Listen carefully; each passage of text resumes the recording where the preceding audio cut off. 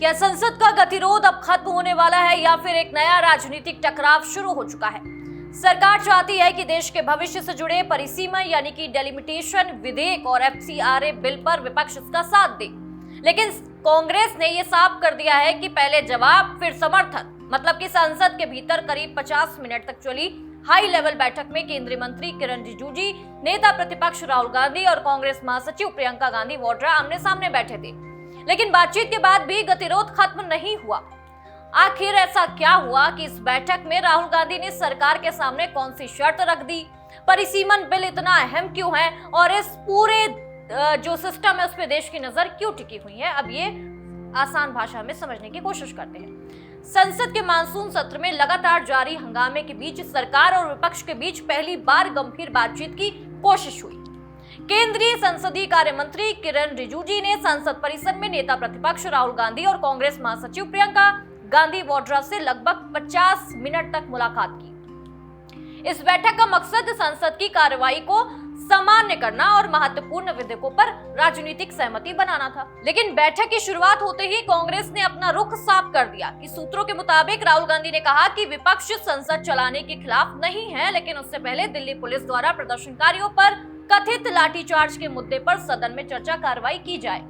कांग्रेस की मांग है कि केंद्रीय गृह मंत्री स्वयं संसद में आकर इस पूरे मामले पर बयान दें और विपक्ष के सवालों का जवाब दें। राहुल गांधी का संदेश ये है कि जब तक इस मुद्दे पर सरकार जवाबदेही नहीं दिखाती तब तक सामान्य तरीके से संसद चलाना मुश्किल होगा। और इसी बैठक में सरकार ने दो अहम विधेयकों, परिसीमन विधेयक और एफसीआरए संशोधन विधेयक पर भी विपक्ष का समर्थन मांगा।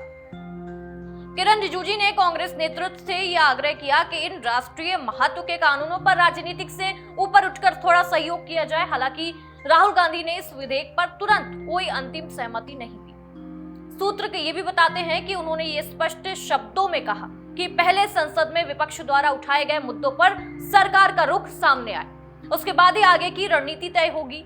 अब सवाल ये है कि आखिर परिसीमन विधेयक इतना बड़ा मुद्दा क्यों बन गया है? दरअसल परिसीमन का मतलब है जनसंख्या के आधार पर लोकसभा और विधानसभा सीटों की सीमाओं तथा संख्या का पुनः निर्धारण करना। भारत में आखिरी बार व्यापक परिसीमन 2008 में लागू हुआ था, जबकि सीटों की कुल संख्या 1971 की जनगणना के आधार पर लंबे समय से स्थिर है। अब नई जनगणना और बदली हुई आबादी के आधार पर कई राज्यों की सीटों में बदलाव की संभावना जताई जा रही है और यही कारण है कि दक्षिण भारत में कई राज्यों को आशंका यह है कि जनसंख्या नियंत्रण में बेहतर प्रदर्शन करने के बावजूद उनकी संसदीय सीटें जो है वो घट सकती हैं, घटती जा रही हैं, जबकि अधिक जनसंख्या वृद्धि वाले राज्यों को अधिक प्रतिनिधित्व मिल सकता है।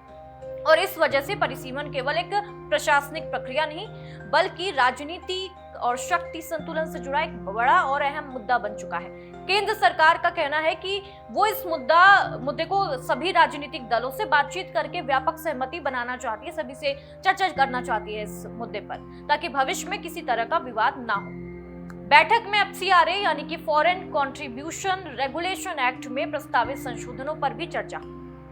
ये कानून तय करता है कि भारत में राजनीतिक दलों और गैर जो सरकारी संगठन है और अन्य संस्थाओं को विदेश से जो फंडिंग मिलती है उसमें आर्थिक योगदान को किस तरह से नियंत्रित किया जाए, क्योंकि इसमें बहुत ज्यादा घपला कई सालों से चल रहा है। सरकार इसे पारदर्शिता और राष्ट्रीय सुरक्षा से जोड़कर देख रही है, जबकि विपक्ष ये चाहता है कि किसी भी बदलाव से पहले विस्तृत चर्चा और सभी पक्षों की राय ली जाए।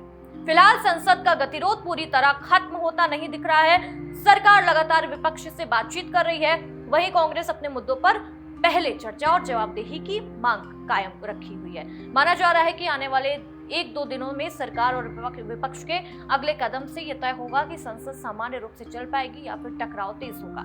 अब सबसे बड़ा सवाल यह है, क्या सरकार विपक्ष की शर्तें मानेगी? क्या परिसीमन जैसे ऐतिहासिक विधेयक पर राष्ट्रीय सहमति बन पाएगी या फिर संसद का ये गतिरोध देश की सबसे बड़ी राजनीतिक लड़ाई में बदल जाएगा? आने वाले दिन इन सभी सवालों के जवाब तय करेंगे।